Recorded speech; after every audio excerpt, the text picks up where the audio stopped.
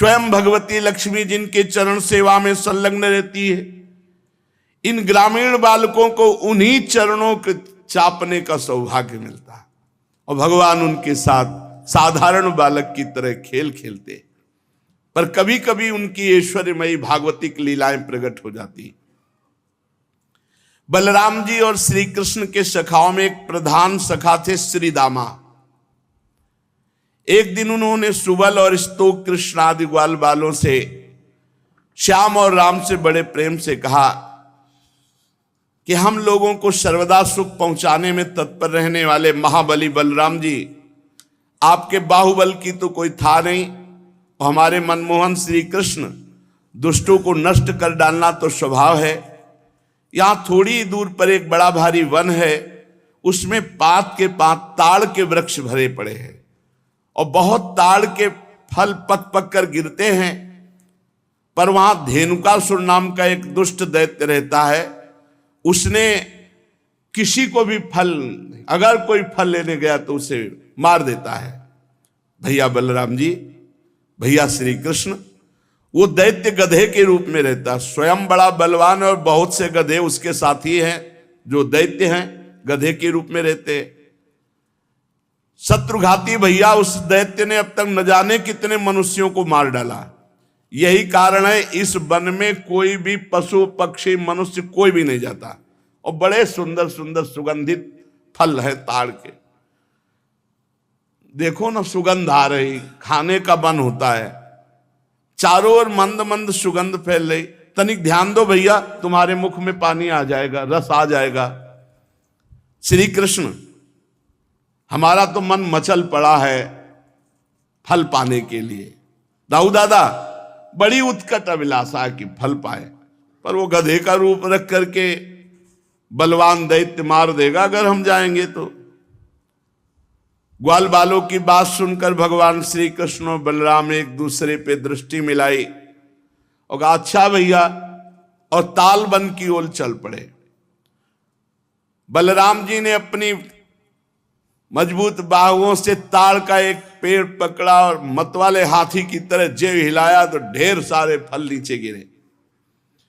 जब गधे के रूप में रहने वाले दैत्य ने फलों के गिरने का शब्द सुना तो मानो पृथ्वी को कंपायमान कर रहा ऐसे दौड़ा। बलवान था, बहुतों को मार चुका था। बलराम जी के सामने आया, दुलत्ती छाती पे मारी, बहुत रेखता हुआ। क्रोध में भरकर रेखता हुआ दूसरी बार बलराम जी के पास आया, पीठ करके फिर दुलत्ती चलाई। बलराम जी जब पूरे अनंत ब्रह्मांडों को सरसों के दाने की तरह फड़ में रखे तो इसकी दुलत्ती क्या करेगी। एक हाथ से दोनों पैर पकड़े और घुमा करके ताड़ के वृक्ष में मारा। धेनुकासुर पधार गया और बड़े ताड़ के वृक्ष हिलकर खूब फल गिरे। तड़तड़ा कर एक दूसरे वृक्षों को हिलाते हुए ऐसे बहुत से वृक्ष गिर पड़े। बलराम जी के लिए तो एक खेल था, परंतु उनके द्वारा फेंके हुए गधे के शरीर धेनुकासुर से चोट खा खा कर वहां सब पूरा वन, जितने पके फल रखे सब नीचे आ गए। भगवान बलराम जी अनंत भगवान शेष है। सारा संसार ठीक वैसे ही उत्प्रोत है जैसे सूतों में वस्त्र। तब भला उनके लिए कौन से आश्चर्य की बात थी। जब धेनुकासुर मारा गया तो उसके जो और दैत्य धेनुक के रूप में रहते थे सब आग बबूला हो गए और बलराम जी श्री कृष्ण के ऊपर टूट पड़े। जो आया पीछे के पैर पकड़ पकड़ के सबको ताल वृक्षों पर दे मारा। उस समय वो भूमि ताड़ के फलों से पट गई। टूटे हुए वृक्ष और दैत्यों के प्राणहीन शरीर। बलराम जी और श्री कृष्ण की मंगलमयी लीला देखकर देवतागण फूल बरसाने लगे, बाजे बजाने लगे। धेनुकासुर मारा गया, उसके अनुयायी मारे गए। अब तो सब ब्रजवासी गोप बालक और गोपजन खूब सुंदर मीठे मीठे ताड़ के फल पाए। इसके बाद कमल दल लोचन भगवान श्री कृष्ण बड़े भाई बलराम जी के साथ ब्रज में आए। उस समय उनके साथी ग्वाल बाल उनके पीछे पीछे उनकी स्तुति करते जाते। क्यों न हो, भगवान की लीलाओं का गायन और भगवान की लीलाओं का श्रवण सबसे जल्दी निष्पाप करता है। निष्पाप करने वाला सबसे बड़ा तीर्थ है भगवान की लीला कथा श्रवण और गायन। जिस समय पीछे पीछे ग्वाल बाल यश गान करते चल रहे हैं, आगे भगवान श्री कृष्ण तम गोरजस्फुरित कुंतल बद्ध बर्ह वन्य प्रसून रुचिरे क्षण चारुहासम वेणुं क्वणन्तमनुगैरनुगीत कीर्तिम गोप्योदिद्रक्षित दृशोभ्यगमन समेता। उस समय भगवान श्री कृष्ण की घुंघराली अलकावली गौओं के खुरों से उड़ उड़ करके रज, माथे पर अलकावली पर, सिर पर मोर पंख का मुकुट और केश पास में सुंदर जंगली पुष्प सखाओं ने गूथे, नेत्रों में मधुर चितवन, मुख पर मनोहर मुस्कान और मधुर मधुर मुरली बजाते हुए ग्वाल बालों के साथ ब्रज में प्रवेश कर रहे हैं। गोपियां भाग करके मार्ग में खड़ी हो जाती, दिन भर इंतजार करती, शाम के जब देखती कि नेत्रों को जीवन दान देने वाले श्री कृष्ण आ रहे हैं। गोपियों ने अपने नेत्र रूपी भ्रमरों से भगवान के मुखारविंद का मकरंद रस पान करके दिन भर के विरह की जलन शांत की। भगवान ने भी उनकी तरफ प्रेम भरी चितवन से उनको सुख प्रदान किया। यशोदा मैया रोहिणी जी का हृदय वात्सल्य स्नेह से उमड़ रहा था। उन्होंने बलराम जी और भगवान श्याम सुंदर के घर पहुंचते ही इच्छा अनुसार उनको स्नान कराया, वस्त्र पहनाया, फिर खिलाया पिलाया। दोनों भाइयों ने माताओं का परोसा हुआ स्वादिष्ट अन्न भोजन किया। इसके बाद बड़े लाड़ प्यार से दुलार करके यशोदा और रोहिणी जी ने उन्हें सुंदर सैया पर सुलाया। भगवान श्री कृष्ण इस प्रकार वृंदावन में अनेकों लीलाएं करते। एक दिन अपने सखा ग्वाल बालों के साथ यमुना तट पर गए। उस दिन बलराम जी साथ नहीं गए थे। जब कोई विशेष लीला करनी होती थी तो बलराम जी को किसी न किसी बहाने से भगवान रोक देते थे। और दूसरी बात, ये भैया जी हैं, कद्रू के बड़े पुत्र हैं अनंत शेष भगवान, और उनके पुत्रों में है ये कालिया नाग भी। तो उस दिन बलराम जी को साथ नहीं लाए। जेठ महीना, गर्मी बहुत, अब अत्यंत प्यासे हो गए सब बछड़े गौएं सखा, और किसी को ध्यान नहीं रहा। काली दह में सबने पानी पिया, बछड़ों ने, सखाओं ने, गौएं गोपों ने, पीते ही सब मर गए। इतना जहरीला सांप था कि वो कुंड का कुंड पूरा यमुना जी का जहरीला था। यही अपने घर की बात है, काली दह। भगवान ने देखा कि ये तो बहुत गलत हो गया, हमारे सब परिकर तो पधार गए। कितनी बार पधार गए। हाँ, देखो आगासुर में, बकासुर में भगवान श्री कृष्ण चंद्रजू ने अपनी अमृत बरसाने वाली दृष्टि से तत्काल जीवित कर दिया। किसी को ऐसा अनुभव ही नहीं हुआ कि हम मर गए थे।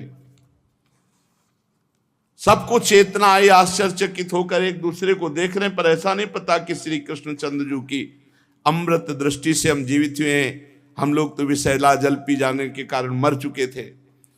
भगवान श्री कृष्ण चंद्रजू ने हमें जिला। भगवान की ऐसी लीला है, वो जनाना ना चाहे तो कोई जान नहीं सकता है।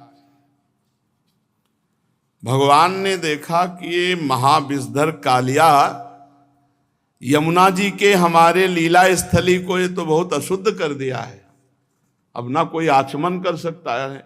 इतना जहरीला जल था कि ऊपर से कोई पक्षी उड़े तो उसकी भाप से मरकर उसी में गिर पड़े। ब्रह्मन भगवान श्री कृष्ण ने यमुना जी के अगाध जल में किस प्रकार सर्प का दमन किया, और कालिया नाग जलचर जीव तो था नहीं। ऐसी दशा में अनेक युगों तक यहां वृंदावन में काली दह में क्यों रहा। ब्रह्म स्वरूप महात्मन भगवान अनंत हैं, वे अपनी लीला प्रकट करके स्वच्छंद विहार करते हैं। गोपाल रूप से उन्होंने जो उदार लीला की, वो अमृत स्वरूप है, उसका श्रवण करके बहुत सुख मिलता है।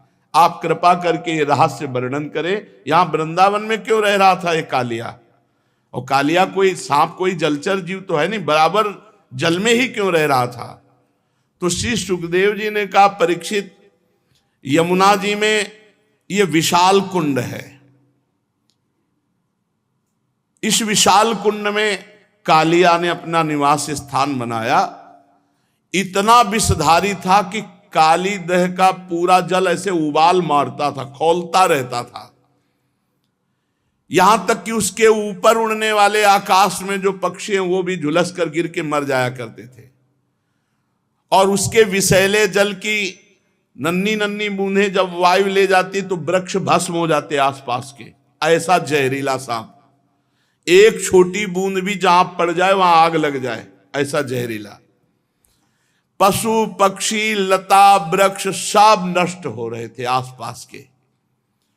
भगवान ने कहा है, मेरी लीला विहार स्थली, इस दुष्ट का तो दमन करना ही पड़ेगा।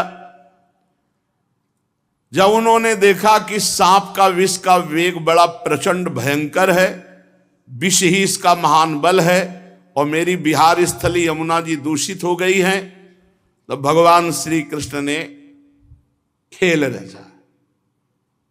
आओ भाई सब कंदुक लीला खेलते हैं। और श्री दामा का कंदुक था, गेंद था। भगवान ने लिया, सीधे घुमा के मारा, काली दह में गिरा।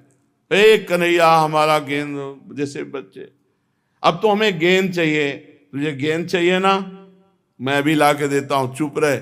और भगवान ने फेंका इसीलिए था कोई बहाना मिले, और कमर में पीतांबर बांधी और संकल्प बनाया, एक कालिया अब भागना पड़ेगा तुझे, और ताल ठोकी और कूद गए जल पे। भयंकर विष, विष जल क्या विष एकदम। और भगवान के कूदने से जल और हिलोने मांगने लगा। 400 हाथ तक जल छिटका। जब अचिंत महाशक्ति भगवान ताल ठोक करके कूदे और मतवाले गजरात की तरह डूबते हुए मथते जाते थे जल को। भगवान की भुजाओं की टक्कर से बहुत जल में शब्द हो रहा था, सो रहा था कालिया काली दह में। आंख से सुनने वाले काली नाग ने वो आवाज सुनी, कौन आ गया इतना बलवान की जीवित मेरे देह में घुसाया। सहन नहीं हुआ, वो चिढ़ करके सामने देखा एक नीलमणि श्याम सुंदर सलोना बालक, वर्षाकालीन मेघ के समान अत्यंत सुकुमार, इतना सुंदर कि थोड़ी देर तो कालिया पहले दर्शने करता रहा। वक्षास्थल पर सुनहरी रेखा, पीतांबर धारण किए हुए, मंद मंद मुस्कुराकर भुजाओं से जल को ऐसे मार रहे। कालिया ऊपर से लेके चरण तक दर्शन किया। चरण मानो कमल की पराग की गादी हो नीचे के, इतना आकर्षक रूप की काफी देर तो वो रूप ही दर्शन करता रहा। फिर देखा ये मुझसे तनिक भी भयभीत नहीं हो रहा, मौज से मेरे विषैले जल में खेल रहा। तब उसको क्रोध आ गया और उसने सांप का बल पहले वो बंधन में बांधता है, भगवान को बंधन में बांधा और डसा मर्म स्थानों में। उसके सैकड़ों फण थे। भगवान श्री कृष्ण को नागपाश में बांध करके और अपने फण से डसा। अब तो ग्वाल बाल सब मूर्छित हो रहे हैं,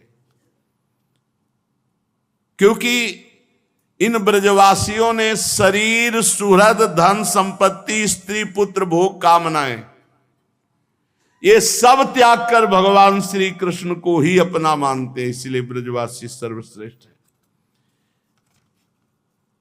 गाय बैल बछिया बछड़े सब दुख से डकराने लगे। श्री कृष्ण की ओर टकटकी बांधे हुए सब देख रहे हैं, सबका प्राण व्याकुल। इधर ब्रज में बड़े उत्पात शुरू हो गए। अपशकुन देखकर नंद बाबा ने कहा कि बलराम तुम आज यहाँ क्यों हो? श्री कृष्ण के जरूर कोई घटना घट गई, जरूर घटना घट गई। बड़े भय से व्याकुल हो गए। भगवान के प्रभाव को तो जानते नहीं, वात्सल्य भाव है। बस ये अपशकुन देखकर लगा कि आज तो किसी दैत्य ने श्री कृष्ण का जरूर अहित कर दिया। भय से व्याकुल हो गए, क्योंकि इन सबके प्राण मन सर्वस्व श्री कृष्ण ही थे। भागे ब्रजवासी, नंद बाबा, उपनंद, समस्त ब्रज गोपियां, बूढ़े बच्चे जवान सब। इतने में भागते हुए एक सखा ने आके बताया, गजब हो गया, कन्हैया काली दह में कूद गया और सांप ने जकड़ लिया। अब तो बलराम जी व्याकुल नहीं है, क्योंकि जानते हैं कि हमारे ऊपर शयन करने वाले सांप से तो उनको कोई भय है नहीं, और उनको विष से क्या भय है। ब्रजवासियों को इतना आतुर देखकर हंसते हुए कहा, तुम धैर्य रखो, श्री कृष्ण कोई ऐसे बालक नहीं है, हम जानते हैं अपने भाई के प्रभाव को, तुम धैर्य रखो। लेकिन ब्रजवासी प्यार जो प्रभु से ही केवल किए हुए हैं, सब यमुना के समीप पहुंच गए, सब देख रहे। बाबा मैया तो कूदने ही वाले थे, बलराम जी ने जबरदस्ती बाबा को रोका, और युवतियों ने, ब्रज युवतियों ने, मैया तो भारी व्याकुल। जब दूर से देखा कि कन्हैया नाग पास में बंधे हुए, तो मैया तो बेहोश हो गई कुंड के समीप ही। नंद बाबा भी मूर्छित जैसे हो गए। भगवान मुस्कान भरी चितवन से इशारा कर रहे, सब शांत शांत शांत। लेकिन हर ब्रजवासी को, मेरे प्राण प्रिय श्याम सुंदर को सांप ने डस लिया, सांप ने कस लिया, मेरे तो प्राण वल्लभ जीवन सर्वस्व है। जब यशोदा मैया को होश आता है, कूदने के लिए दौड़ती, फिर ब्रज युवतियां गोपियां पकड़ लेती है, अश्रुधारा, शरीर चेतनाहीन।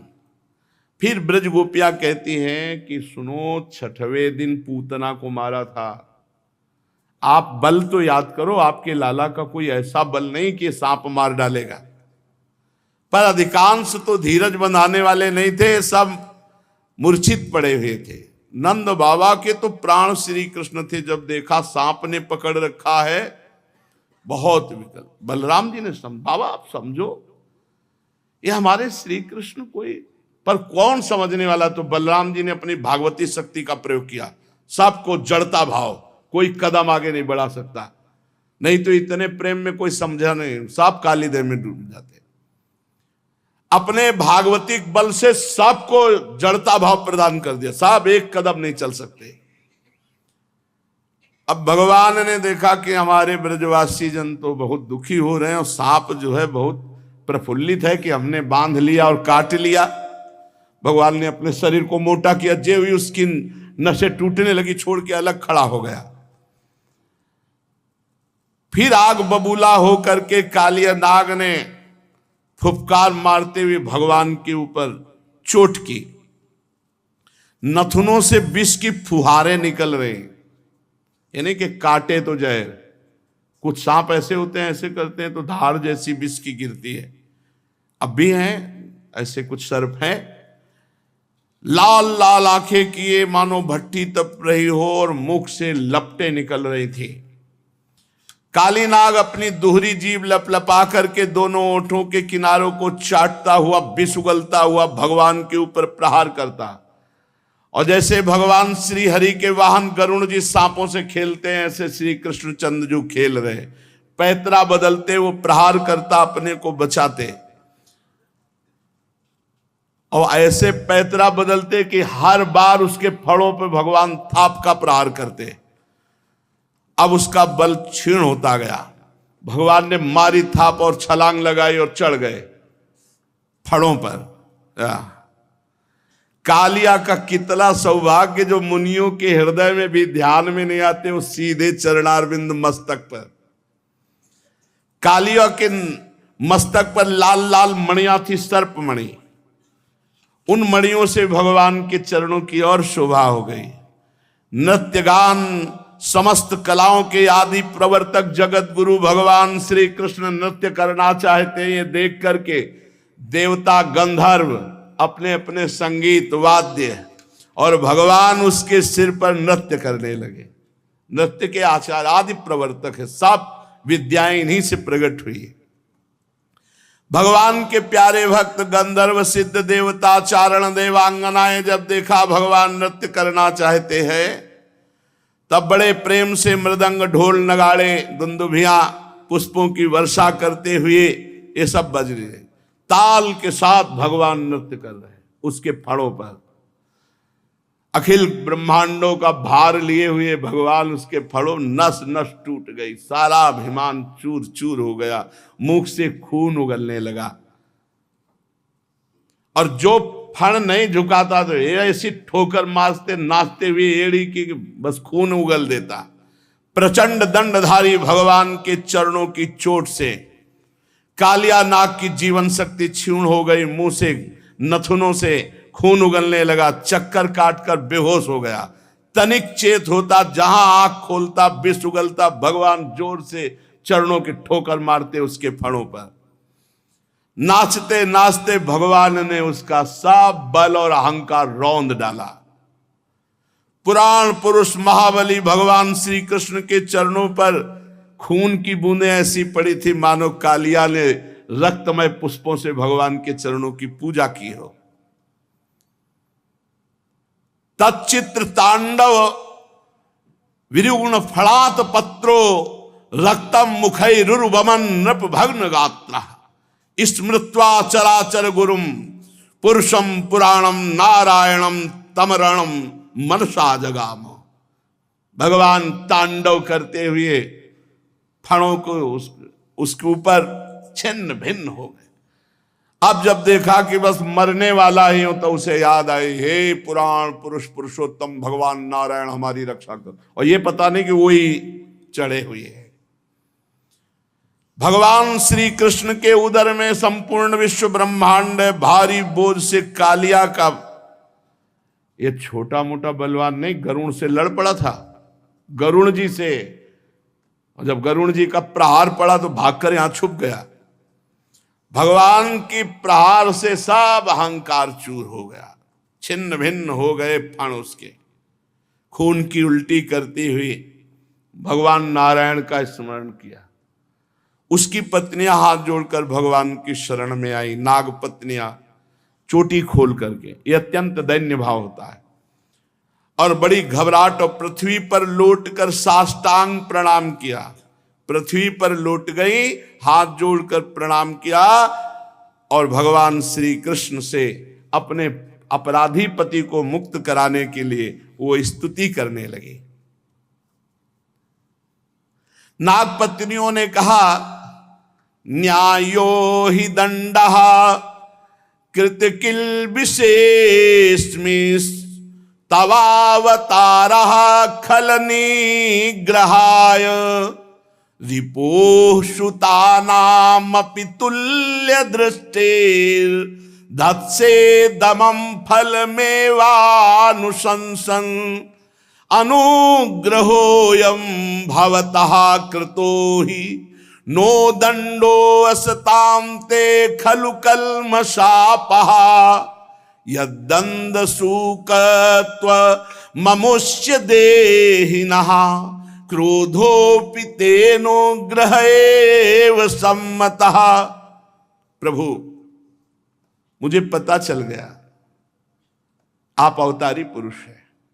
उनकी पत्नियां कह रही, क्योंकि मेरे पति को इस दुर्दशा में पहुंचा देना किसी पुरुष की ताकत नहीं।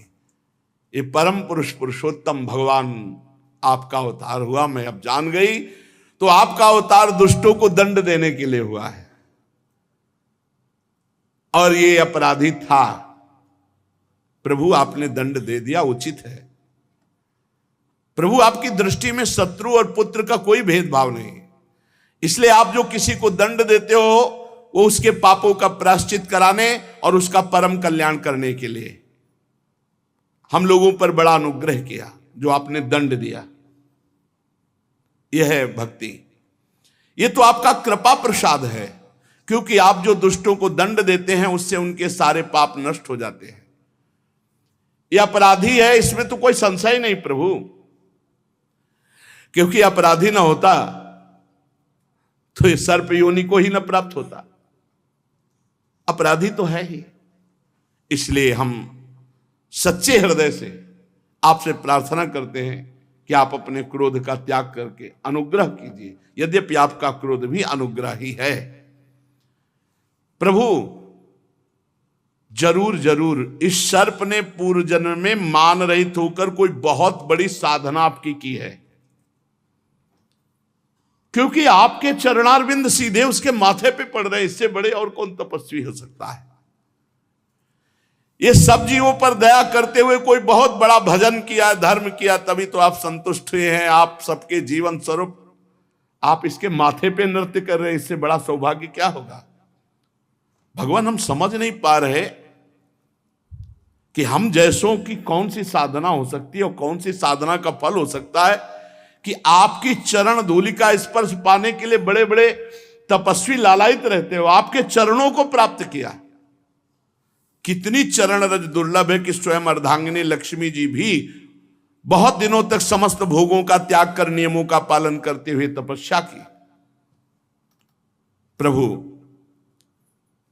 जो आपके भक्त है, चरण अनुरागी हैं, वो न नाक पृष्ठम न च सार्वभौमम न पारमेष्ठ्यम न रसाधिपत्यम न योग सिद्धि रपुनर्भवम वा वांछन्ति यत्पादरजः प्रपन्नाः तदेश नाथाप दुरापमन्यैस्तमोजनिः क्रोधवशोऽप्यहीशः संसार चक्रे भ्रमतः शरीरिणो यदिच्छतः स्यात् विभवः समक्षः।